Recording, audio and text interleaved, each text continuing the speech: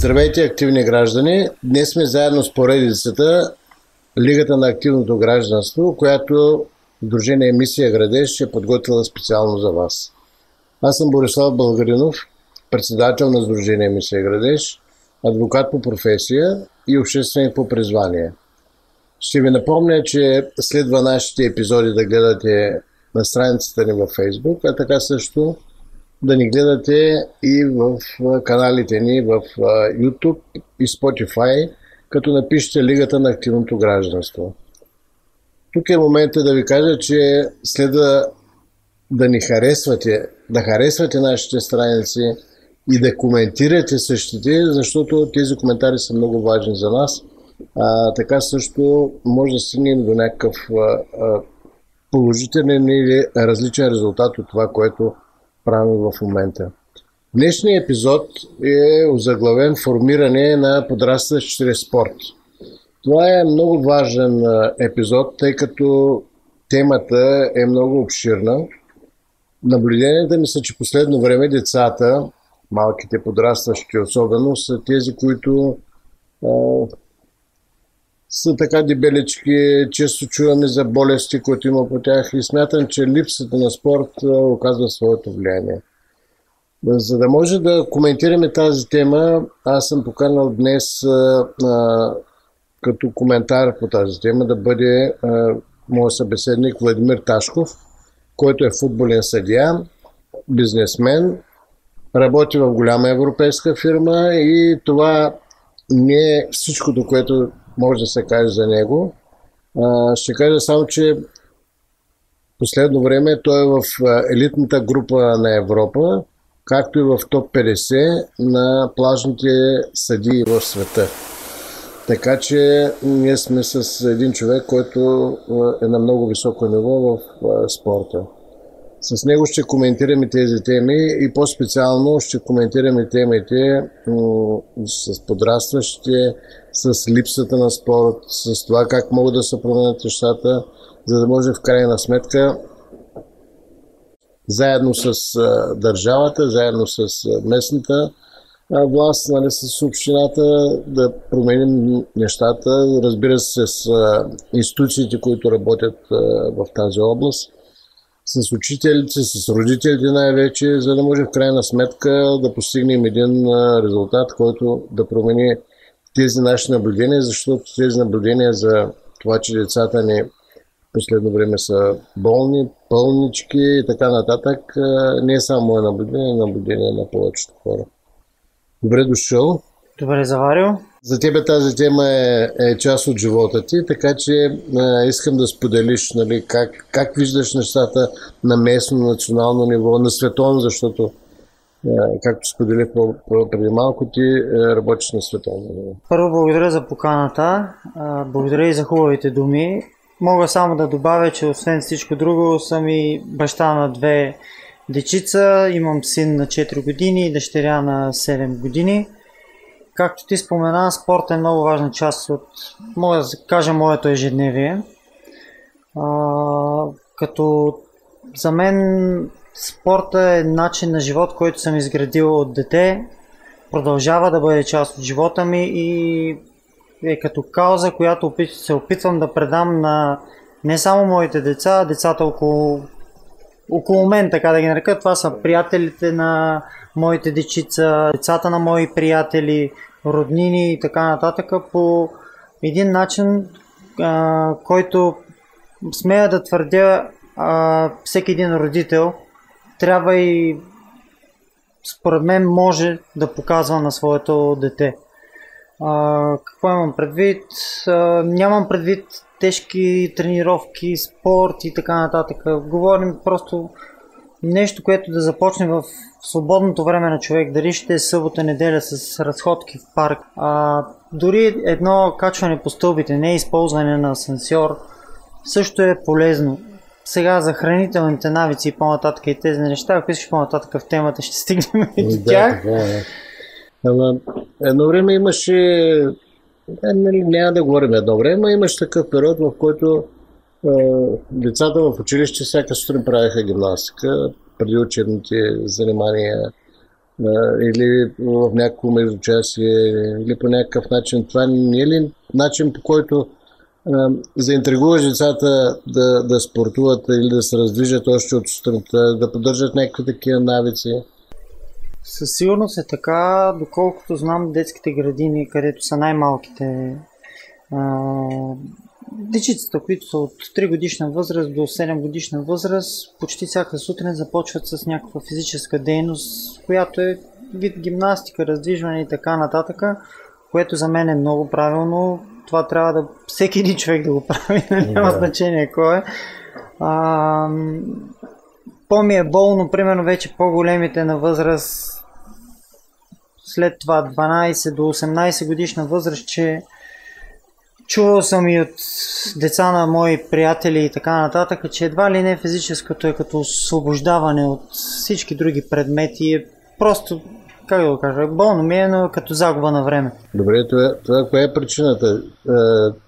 Самите учители не могат да заинтригуват децата в тия часове да им бъде приятно, да бъдат занимавани, да се измислят по някакъв начин определени упражнения, не знам как да ги нарека.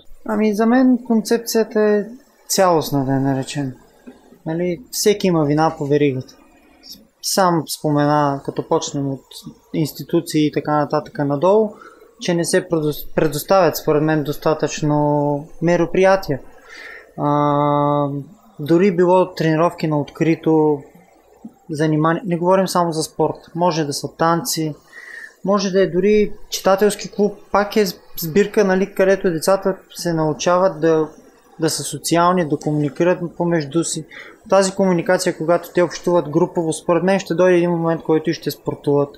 А когато са още по-малки, пък там формата на игра е абсолютно задължителна. Не знам, аз съм израснал с игри като дама, стражария, паши, жоменки и така нататък, нали, да не изпадаме в подробности, те са хиляди, стотици игри, но и сега ми прави впечатление, когато се съберем група младежи, защото все още се имаме за младежи, с по-малки деца, скучно ни е, не знам, аз не мога да го приема да има примерно 7-8 деца на едно място и да кажат, че им е скучно и да не могат да играят и да не могат да се занимават. Според мен този пример, да, първо трябва да дойде от вкъщи, но също такъв пример може да дойде от учители, директори, дори знам, че има хора, които за тях това нещо е на сърце и го правят, но може би са прекалено малко. Аз мога да дам пример с човек, който е лекоатлет, треньор по лека атлетика. Човека има група, 10 деца са на възраст от 6 до 9 годишна възраст, не са по-големи и тренировките са абсолютно, да, първите 15-20 минути са физическа дейност, упражнения, така нататък, разгряване да го наречем. Оттам нататък всичко е 1 час игри. И той го прави с цел да запали децата, да ги държи заети, няма победители, което е много хубаво, участват в всякакви игри, сами искат да ходят после на тренировки, сами питат кога има тренировки и го наричат тренировки и спорт. В смисъл, те така привикват към нещо, което става като навик, което смятам, че навиците са нещо, което движат хората. Да. А колкото по-рано ги изградят и са хубави, е още по-добре.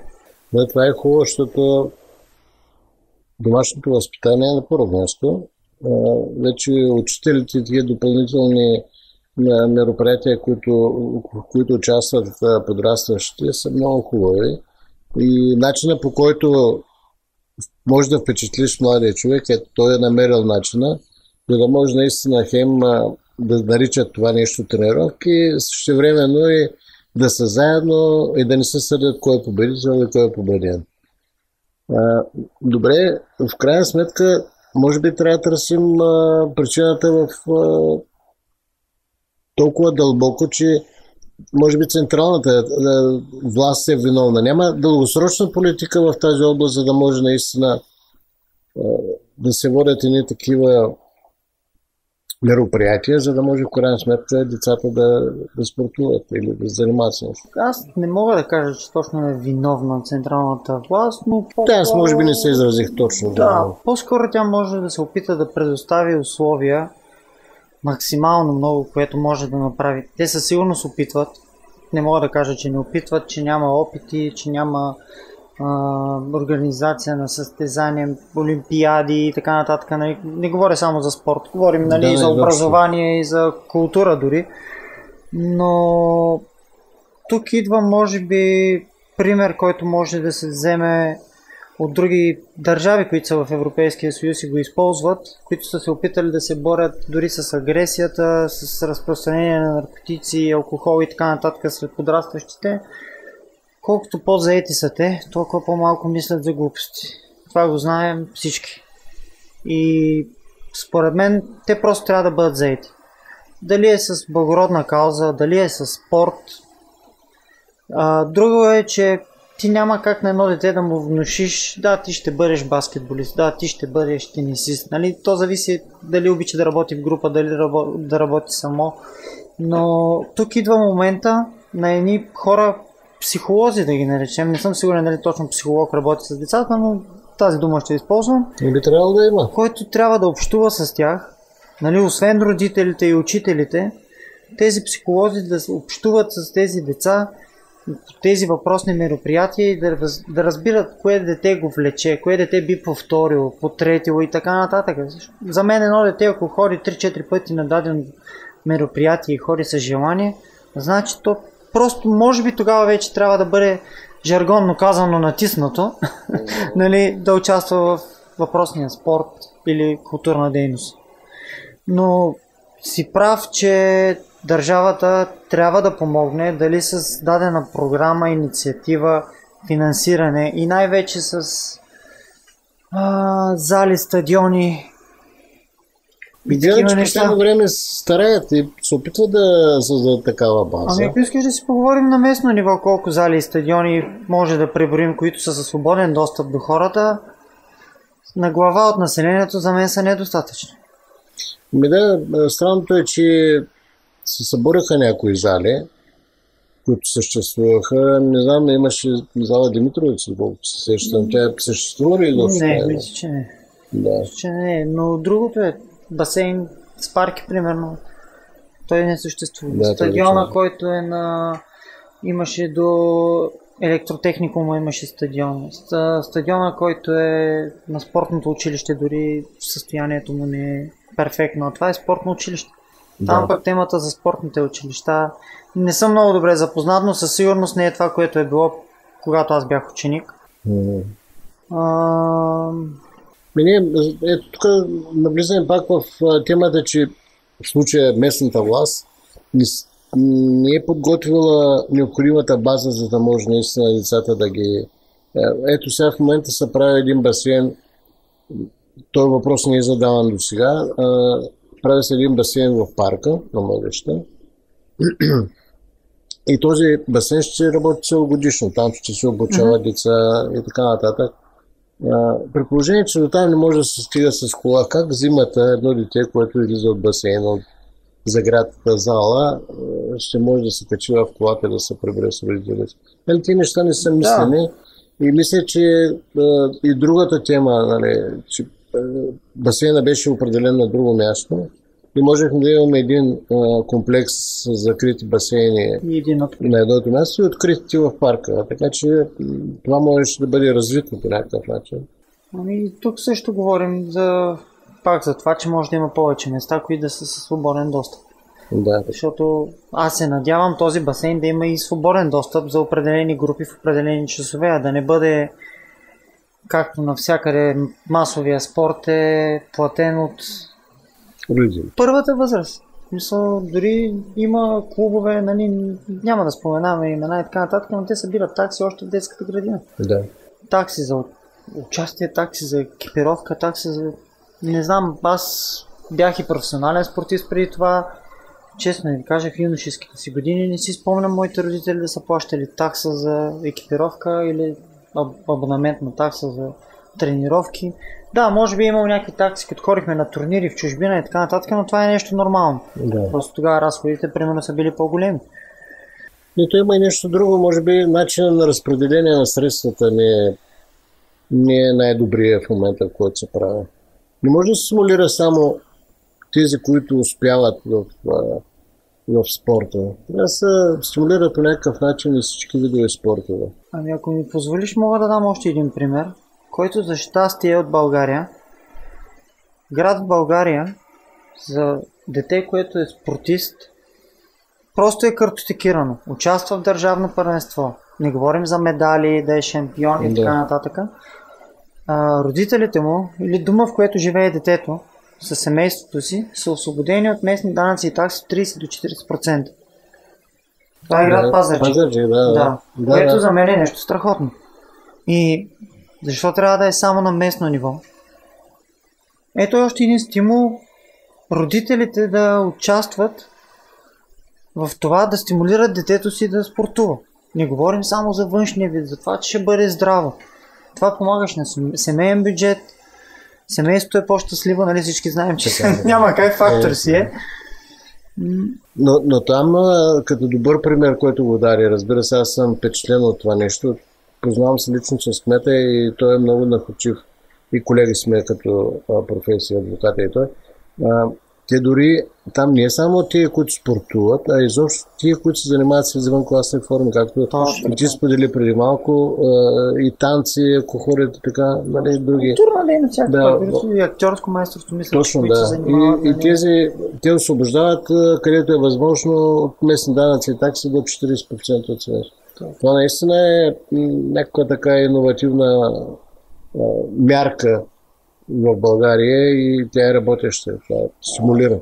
Друго, което е много прясно е от Министерството на младежта и спорта, дори ако не се лъжа от тази седмица, най-сетне се приеха да има стипендии и стимул и за подрастващите.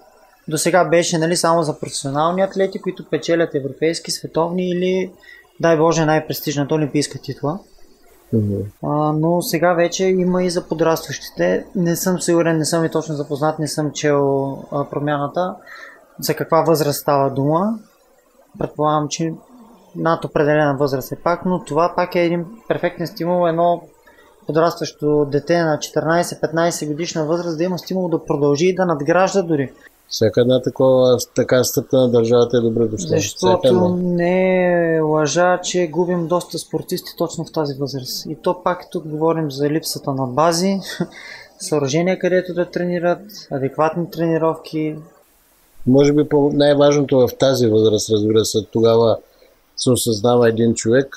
Точно това, което споделите преди малко, по някакъв начин за да го заинтригуваш, за да остане с това, което е започнал да занимава. Аз мога да дам личен пример, че бях на 15 годишна възраст, когато пробих в професионалния мъжки футбол, да го наречем. И от моето семейство ми беше казано, ти футболист няма да ставаш, но нали, едно дете е точно такава възраст, тинейджър, колкото повече му забраня, толкова повече се мобилизира, толкова повече се развива. Нали, да кажем, имал съм друг стимул.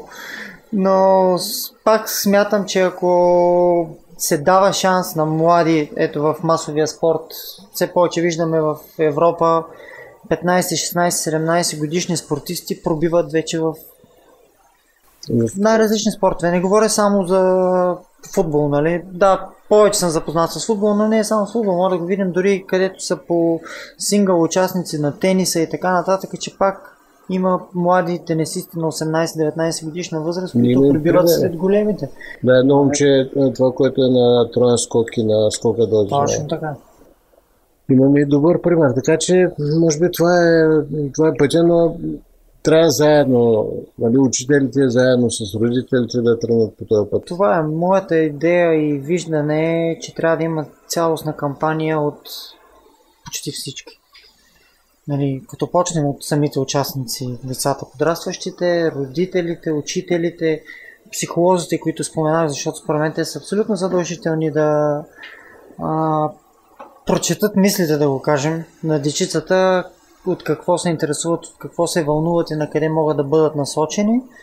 И оттам вече през треньори, училища, клубове, община, институции и разбира се държава. Според мен абсолютно всички трябва да работят в, може би, една единна програма, да го наречем.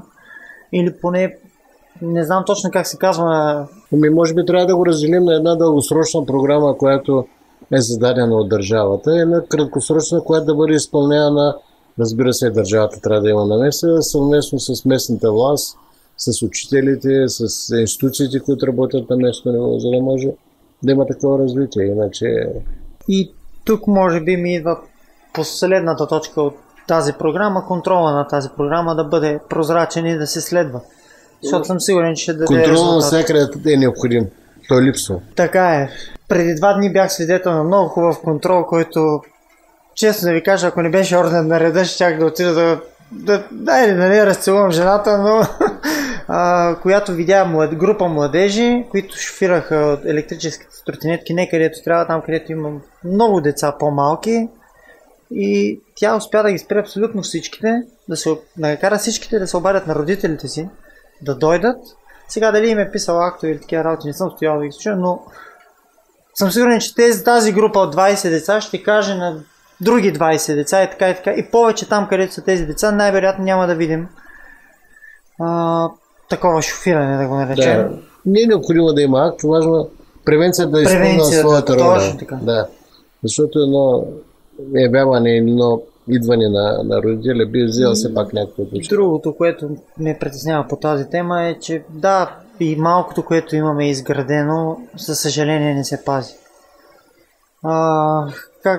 Пак с пример ще го дам, да отидеш на една стрит фитнес площадка, дори детска площадка, не говорим за фасове, люспи от семки, буклуци и така нататък, но това да се руши, примерно пейката, където сядат майки с деца, лост, на който тренират, дали са деца, дали са възрастни, няма значение, и да не се пази, то не е твое. В смисъл, все едно да дойде някой в къщи и да ти щупи телевизора.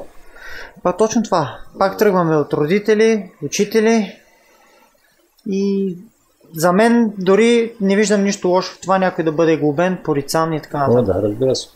И не трябва да се притесняваме от това нещо. Аз между другото наблюдах, което ми направи пък обратното впечатление, много добро впечатление. Бях на една детска площадка с детето на едни приятели и видях, че по-големите там тренираха на една такава площадка, фитнес площадка. Тренираха може би от 17-18 годишни до около 7-8 годишни. И едно от големите момчета накрая им каза: дайте да оберем всички буклуци. И дали те са ги направили, обраха всичко, всички ги схвърляха в кочето, което ми направи страхотно впечатление. И това, ето, ако има един такъв човек или хора, които да го покажат това нещо, или пък някой от контролните органи, както каза ти преди малко, да се влезе в ролята, ако трябва да накаже, по този начин ще има и възпитателен ефект върху всички.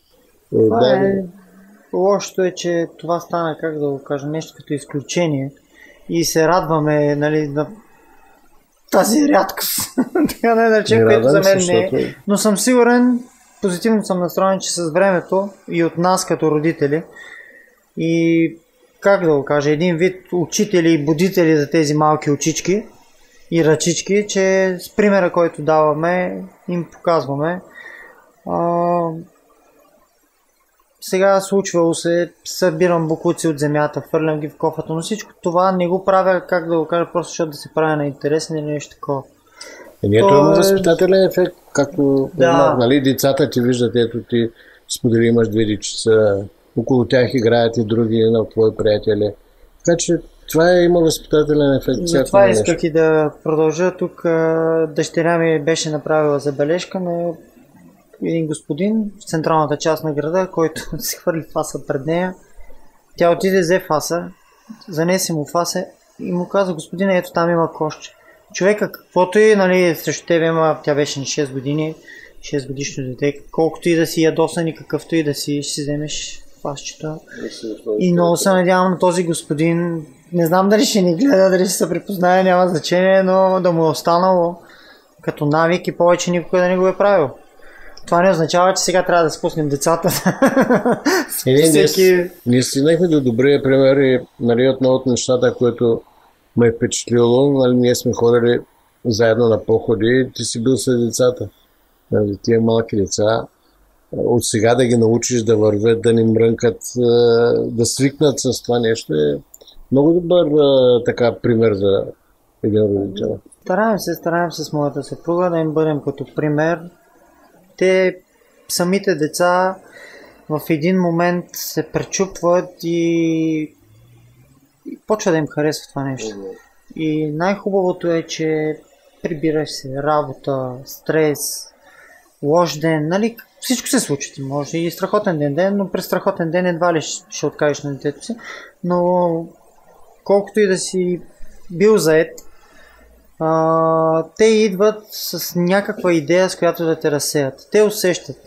В смисъл, усещат кога да си поискат разходка, кога да си поискат да карат колелета, кога дали ще е тротинетка, дали просто да се излезе навън, дете се казва, дете се продуха малко главата, да забравиш за деня. Аз виждам липса на хората, като че ли липса някой да ги организира, да се провеждат някакви мероприятия. По случай Деня на детето, по случай 15 септември сме правили различни мероприятия. И интересното е, че там се включват нали, децата, те са с първи. Но там се включват в определени игри батковци, бащи, майки, дядовци, баби. Нали, става много интересно, защото в крайна сметка децата увличат. Значи тук има не само възпитателния ефект в това да покажеш, че можеш да организираш да направиш нещо, а обратното децата включват в играта родителите и по-възрастните и по този начин нали, те се включват, те спортуват или те има някакво движение. Това е много интересно. Така е, и аз съм човек, който смятам, че също можем доста да научим от самите деца. Сега да си призная честно, преди 8 години, когато разбрах, че ще очаквам дете, ми беше стрес си беше, не очаквах изобщо какво ще бъде, как ще бъде, но раждането на детето ми ме научи на много неща. Да. Най-важното как да бъда баща. Но смея да твърдя, че както те учат от нас, така и ние учим от тях. Но е много и в пъти по-важно какво им показваме като пример. Да, някой път смея да твърдя, че и изискванията на родителите може би са завишени доста повече от това, което трябва да бъде. Пример, пак ще дам... То не е лошо в по-малка възраст да са завишени изискванията към децата. Нямам предвид изискванията към децата за дисциплина или за изграждане на някакви принципи, нали, за уважение, респект и така нататък. По-скоро случи се така инцидентно един единствен път съм ходил на родителска среща аз. Всеки път не че ходи съпругата ми, 27 майки и аз бяхме. Нали, то в така атмосфера седиш, мълчиш, нищо не казваш. Но най-странното беше, че абсолютно всички майки на 3 годишни и 4 годишни деца желаяха децата да имат уроци по математика, да имат уроци по английски език, по български език. И аз седях и се опитвах да се сетя аз на 4 годишна възраст какво съм правил. Нямах спомен нито математика, нито английски. Нали? Сега най-вероятно горе-долу пак държавна детска градина съм бил, горе-долу по същата система съм бил обучаван. И вече госпожата каза да дадем думата и на таткото, който е, нали? Да учим и него, макар и последен. И аз казах, вижте какво, аз имам едно желание. Нека да играят. Те чрез игри ще се научат да бъдат социални, да участват едно с друго, да работят в група, да вземат участие, да проявяват, как да го кажа, желание да са активни. И тук вече се връщаме... Да се заинтригуваме от това нещо. За да може да се... И тук вече може би се връщаме на темата, която ти спомена с затлъстяването, че когато едно дете не е активно, не е заинтересовано, то няма движение, няма активност, няма стимул. Дори, както се казва, хормоните му не бушуват.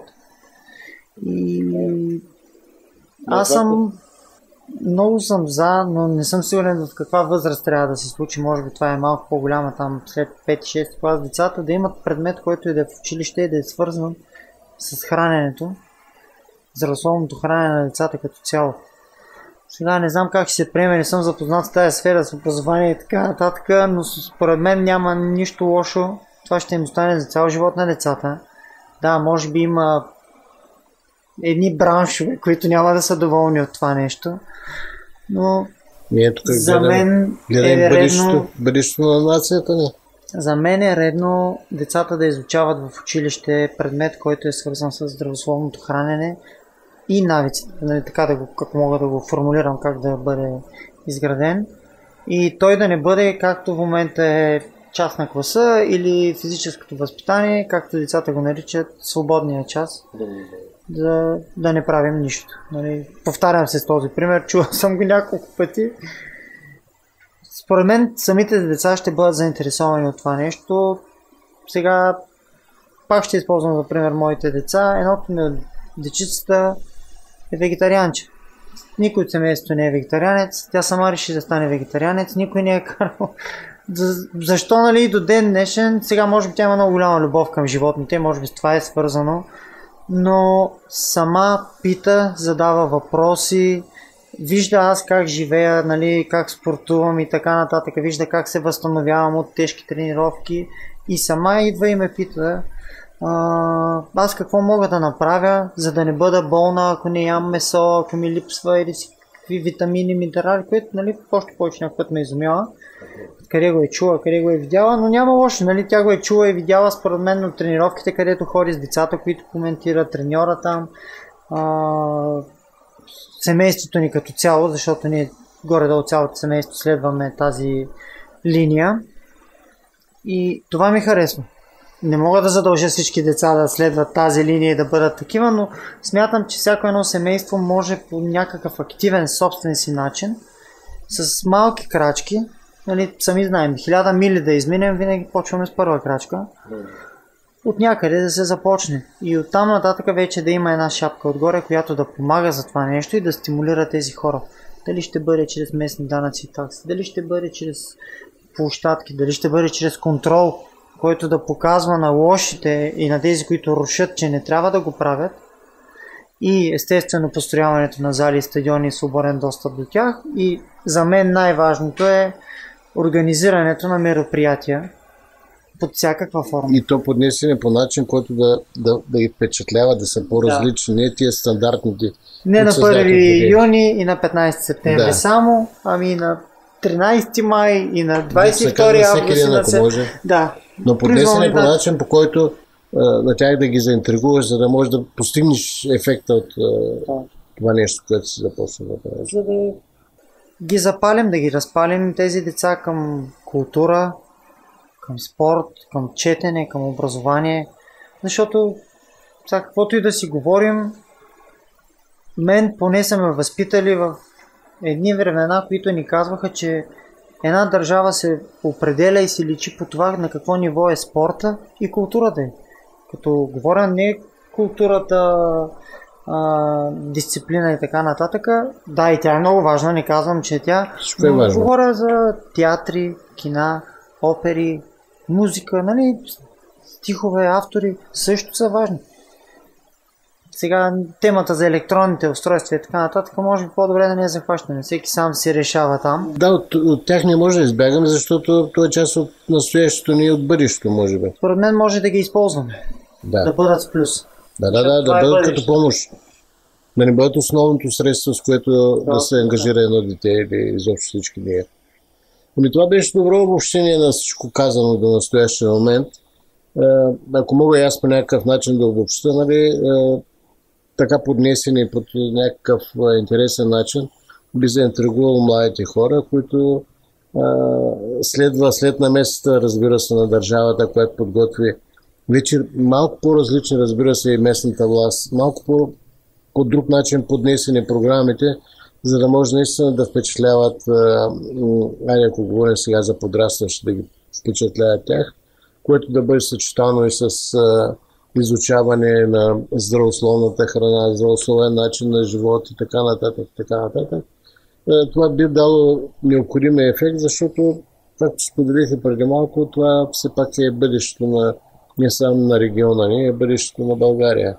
Така че ние трябва да се ангажираме, нали, с такива програми, които да имат някакъв резултат. Така е, и смятам, че това е нещо, което ще задържи младите хора да не напускат Русе на национално и на местно ниво дори, нали, в смисъл да не бягат към по-големи градове, София, Варна, Пловдив, които според мен имат със сигурност по-голяма база, да го наречем, и предоставят по-големи условия за всичко това, което говорихме. Смятам, че с малки стъпки може да се постигне това нещо. Никой не е казал, че трябва да се случи грандиозно на момента, но няма как всички деца да бъдат футболисти, момчетата, примерно, или всички момичета да бъдат балерини.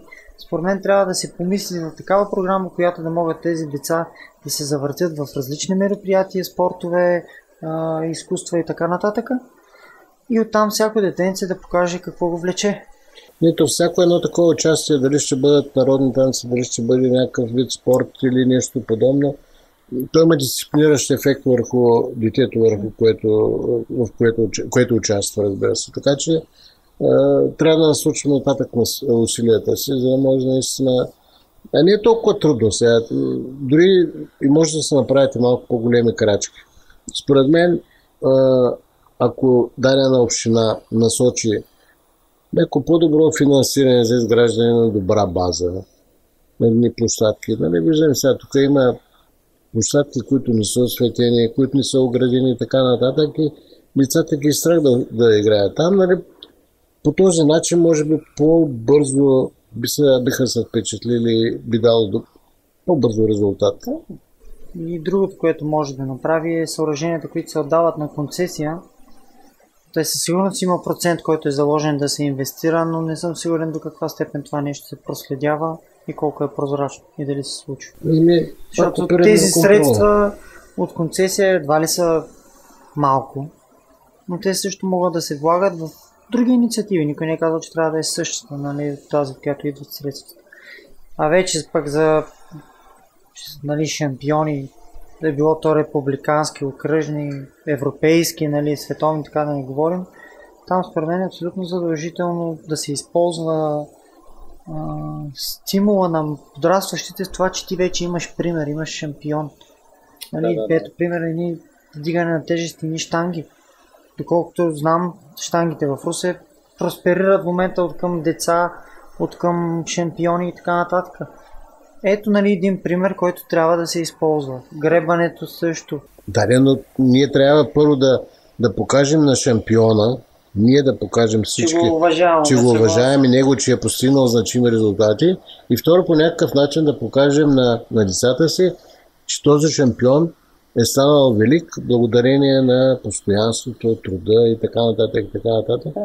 Така че това е наше задължение като родители, да може наистина в крайна сметка да стигнат до този човек. Защото на тях е интересно, аз съм участвал в такива срещи, на децата е интересно да го бутнат, дори да го видят, да бъде пред тях. Те се чувстват респектирани от такива шампиони. Аз тук мога да дам примери за себе си, от както съм международен съдия, от както почнах да постигам успехи с финали на Шампионска лига, на европейски първенства. Сега имам много голям шанс да отида на световно първенство следващата година. Това нещо се използва не само от моя страна, ами и от футболния съюз, който е на местно ниво тук в Русе, за да набираме нови кадри, които да бъдат арбитри, съдии, нали. Момчета, примерно, които не са успели в футбола на възраст 16, 17, 18 годишна възраст, са много подходящи. Мога да добавя, ти оставаш част от любимия спорт, защото футбола си е любим спорт на много хора, и който е играл в футбол, обикновено се остава влюбен в него. Ти оставаш част от спорта, деен участник си, не е просто... И то от любимият спорт. Да, и да, за момента е хоби, защото не е професионално развит, не е професия, нали? Но е едно добре платено хоби в нашата страна. И ако ти се развиваш професионално и си постоянен и работиш физически, психически също, разбира се, като всяка една професия, можеш да постигнеш доста добри успехи в една ранна млада възраст. И как да го кажа, отварят се врати, не говоря само финансови. Запознал съм се с толкова много хора, обиколил съм толкова много места, бил съм в държави, които не съм и предполагал, че ще отида, ще посетя, ще се запозная с известни личности. Мога да дам пример като футболисти, като Луиш Фиго, Ерик Кантона, нали, хора, които съм гледал на телевизора и даже не съм си помислял, че някога ще успея да видя на живо, пък камо ли да разговарям с тях, както разговарям с теб. Така че човек, особено младия човек, в една възраст от 12-13 годишна възраст, трябва много сериозно да помисли върху навиците, които изгражда, защото за мен навиците изграждат мечтите, а не мечтите. Да, има много хора, от мечтите си изграждат навици, което не смятам, че е грешно, но просто аз първо реших да изградя навици, после мечти. Да, така може би по-правилното. А и другото, което ти спомена преди малко, не е необходимо само наистина финансовия ресурс. Не е важен финансовия резултат от една дейност. В крайна сметка тези срещи, които и ти си направила, запознанствата с всеки ден с различни хора от различни сфери на обществения живот. Нали, те първо ти дават някаква мъдрост, второ ти дават някакъв опит, а и възможност на по-късен етап да работите съвместно. Дори и в друго поприще. Абсолютно. Да. Аз се благодаря за участието. Ние може да говорим на тази тема много, защото тя е толкова обширна. Аз смятам, че преди малко и ти добре, отлично го каза, дори нали, обобщихме, че нали, всичко трябва да бъде направено с участието на държавата, на общината, на родителите, на учителите, на всички, които сме ангажирани с този процес на възпитаване на младите деца, за да може в крайна сметка нашите млади, нашето бъдеще да бъде подготвено за живота и да продължи да ни радва по някакъв друг начин, по друга форма. Благодаря за поканата и... Ще те поканим, като се върнеш от световното, между другото, тогава да... Добре, то ще е февруари следващата година. Живот и здраве да бъда сред избранниците. С удоволствие. Пожелаваме ти го наистина да случи това нещо. Това ще бъде гордост не само за тебе и близките, но за всички нас, които те познаваме. В крайна сметка, това е, нали, затова е една част от нещата, които правим, да покажем хората, които са успяли, защото успялите хора могат да определят правилата. Ние сме си говорили много пъти, че едно време Русия е бил проспериращ и сега нали, говорим за първи неща и така нататък, тогава, когато управниците са били успяли хора. Не както сега, не искам да обидя никого, но всъщност една част предложени от успяли хора, но в крайна сметка те дори някой път предават идеите си и хората, с които са работили.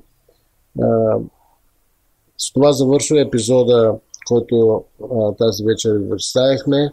Гледайте ни в каналите на YouTube и Spotify, както и следете ни в страницата във Facebook.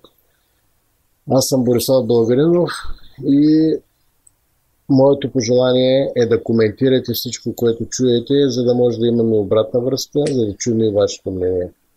До скоро!